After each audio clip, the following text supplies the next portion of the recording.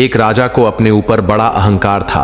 वह हमेशा कहता कि सबको उनकी औकात के हिसाब से रहना चाहिए। इस दुनिया में अपनी औकात बनानी चाहिए। जो व्यक्ति इस दुनिया में अपनी पहचान बनाता है वही अपनी औकात बनाता है। वह राजा हमेशा अपनी बड़ाई करता रहता और जो राजा की बड़ाई करता उसे वह राजा इनाम भी देता। उसने कई राज्य जीत लिए थे। उसके युद्ध कौशल के सामने सब घुटने टेक देते थे। कोई भी उसके सामने टिक नहीं पाता था। वह अपने सामने किसी को कुछ भी नहीं समझता था। वह जहां भी जाता बस अपनी प्रशंसा ही सुना चाहता था। कोई अगर उसकी विरोध में कुछ बोल देता तो वह उसका दुश्मन बन जाता और जब तक उन्हें उससे अपनी प्रशंसा नहीं करवा लेता वह उसे किसी ना किसी तरह से प्रताड़ित करता ही रहता। वह हमेशा कहता, ईश्वर और राजा में कोई अंतर नहीं। राजा ईश्वर के समान है और राजाओं में हम सबसे बड़े राजा हैं। एक दिन वह राजा एक मार्ग से कहीं जा रहा था। रास्ते में विश्राम करने के लिए वह रुका। वह इधर उधर घूम कर देख रहा था कि उसने देखा कि दो व्यक्ति आपस में बात कर रहे हैं।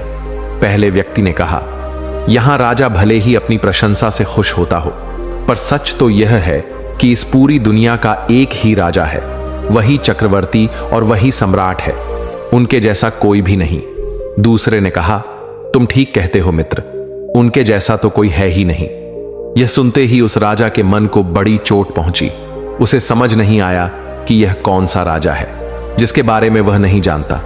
उसने अपनी सिपाहियां से उन दोनों व्यक्तियों को पकड़कर लाने के लिए कहा। सिपाही उन दोनों व्यक्तियों को पकड़कर राजा के सामने ले आए। राजा ने कहा, हमने तुम्हारी बातें सुनी। क्या हम बड़े राजा नहीं हैं? क्या हमसे भी बड़ा कोई राजा है?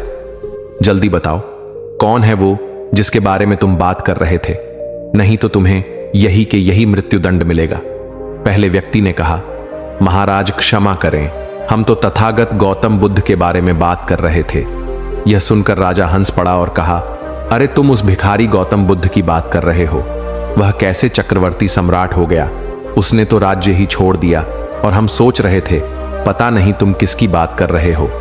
दूसरे व्यक्ति ने कहा, महाराज क्षमा करें, परंतु जिस व्यक्ति के सामने बड़े बड़े महाराज झुक जाते हैं, बड़े बड़े राजा झुक जाते हैं, उनके चरणों में गिर जाते हैं, तब उनसे बड़ा सम्राट कौन है? राजा कुछ सोने लगा, फिर कहा, तुम दोनों जा सकते हो। राजा ने सोचा, गौतम बुद्ध से मिलना चाहिए, जिसके सामने समस्त राजा झुकते हैं। अगर वह मेरे सामने झुक जाए तो वह सभी राजा मुझसे छोटे हो जाएंगे और मेरी प्रशंसा और मेरा प्रभाव दूर दूर फैल जाएगा।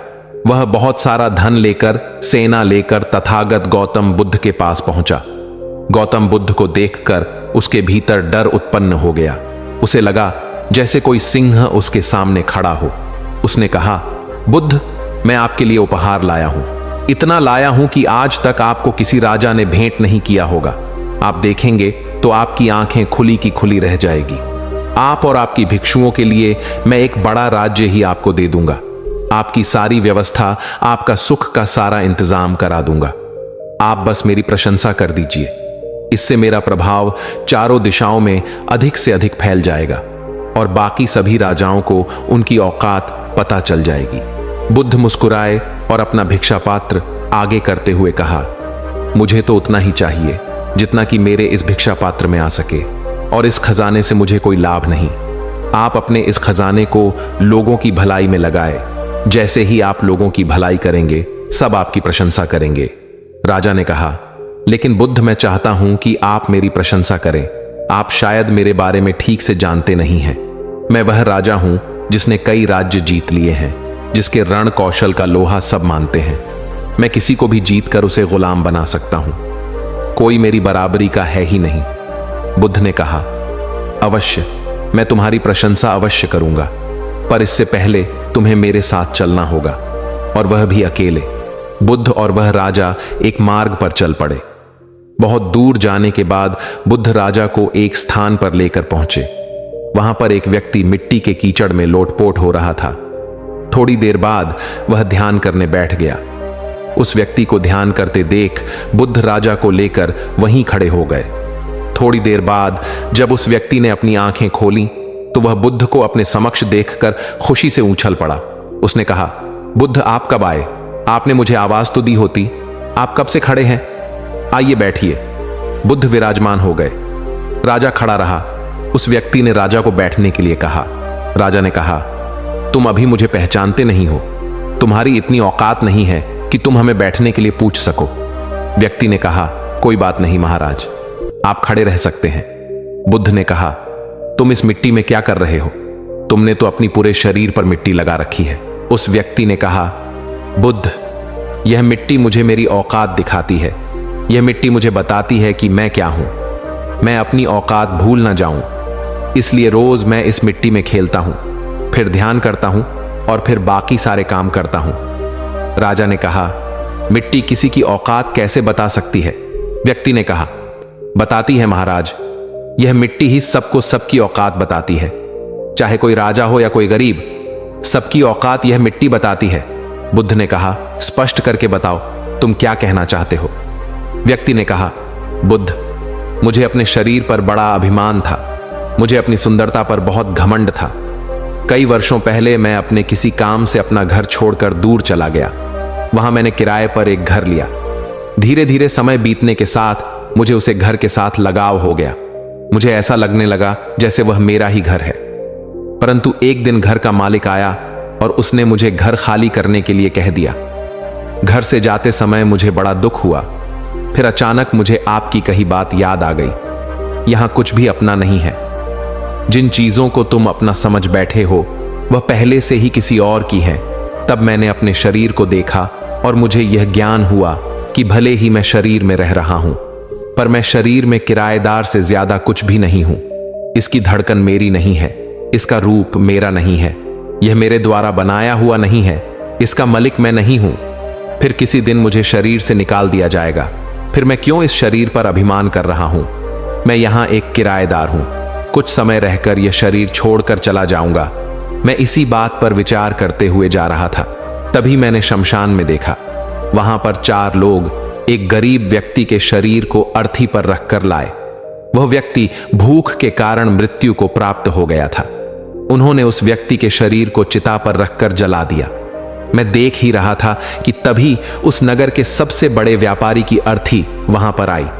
यह वह व्यक्ति था जो जीवन भर यह कहता रहता था कि उसके बराबर का कोई नहीं है। वह कभी किसी को कुछ नहीं समझता था। वह कहता था, यहां सबसे बड़ा वही है, किसी की उसके सामने कोई औकात नहीं है। वह मर गया था। बड़ी धूमधाम से उसकी आखिरी तैयारी की गई। चिता पर लेटाया गया और आग लगा दी गई। जो भी उसके साथ आए थे सब धीरे धीरे चले गए। अब 2 चिताएं जल रही थीं और उन दोनों को देखकर मैं यह सोच रहा था कि मालिक ने इन्हें भी किराए के घर से बाहर निकाल दिया। जब वह दोनों चिता ठंडी हुई तो मैं दोनों में अंतर देखने लगा, पर मुझे कोई अंतर नहीं दिखा। दोनों मर गए थे। दोनों के शरीर जल गए थे। कुछ हड्डी बची, कुछ राख बची। बची हुई उन हड्डियों को उनके जलाने वाले एक बर्तन में भरकर ले गए। बाकी राख मिट्टी में मिल गई। तब मुझे एहसास हुआ कि यहां तो कुछ अपना है ही नहीं। ये शरीर अपना नहीं है तो बाकी चीज क्या अपनी होगी? हम सब बराबर है। ये जो मैं सुंदर हूं, अमीर हूं, मैं ऐसा हूं, मैं वैसा हूं कि रट लगाए रहते हैं। उन्हें उनकी औकात पता ही नहीं है। एक दिन ये मिट्टी उन्हें उनकी औकात बता देगी। सबको इस मिट्टी में ही मिल जाना है। सब भूल में बैठे हैं कि उनका कुछ है, पर यहां किसी का कुछ भी नहीं है जिस पर कोई यह कह सके कि यह मेरा है। इस मिट्टी में मैं लेटता हूं ताकि मुझे याद रहे कि मैं यहां एक किराएदार हूं। यह शरीर किराए का है, यह कुछ भी मेरा नहीं, और इस मिट्टी में मुझे मिल जाना है। यही मेरी औकात है और इससे ज्यादा कुछ भी नहीं। बस जो जीवन मिला है, जो समय मिला है, उसका मैं सदुपयोग कर लूं। मालिक कब आकर मुझे बाहर निकाल दे, कुछ पता नहीं। उस व्यक्ति की बातें सुनते सुनते वह राजा आसन पर बैठ गया। उस व्यक्ति की बात खत्म हुई। बुद्ध ने कहा, तुम्हारे आत्मज्ञान के दरवाजे खुला गए हैं। इस मार्ग पर आगे तुम अपने आत्मज्ञान को प्राप्त करोगे। यात्रा जारी रखना। बुद्ध ने राजा से कहा, राजन, क्या अभी भी कोई दुविधा है? राजा ने कहा, मैं सोच रहा हूं कि पहले आपसे क्यों नहीं मिला बुद्ध। इस दुनिया में किसी की कोई औकात नहीं है, सब बराबर है। एक वही ऊंचा है जिसने अपने सत्य को जान लिया। इसने यह पहचान लिया कि यह दुनिया हमारी की यात्रा का पड़ाव है। यहां घर बसाने से कोई फायदा नहीं है। तुम चाहे कितने भी बड़े हो जाओ, पर यह मिट्टी तुम्हें तुम्हारी औकात बता ही देगी। यह कहते हुए वह राजा बुद्ध के चरणों में झुक गया। दोस्तों, उम्मीद है कि आपको इस कहानी से एक अच्छी सीख मिली होगी। यह कहानी आपको कैसी लगी हमें कमेंट बॉक्स में कमेंट करके जरूर बताएं, और साथ ही इस कहानी को अपने दोस्तों के साथ जरूर शेयर करें ताकि उन्हें भी इस कहानी से कुछ सीखने को मिल सके।